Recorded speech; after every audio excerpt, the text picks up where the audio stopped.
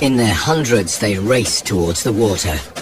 None wants to miss the annual orgy.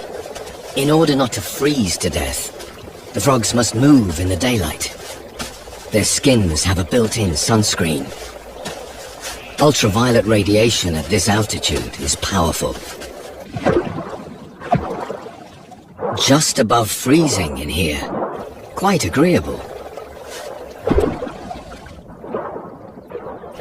But in the shallows over dark peat, the water is lukewarm. The perfect spot to spawn.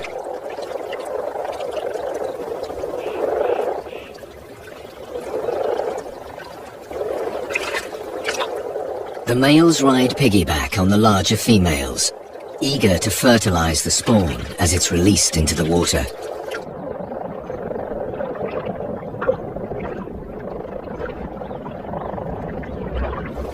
The orgy lasts 3 or 4 days.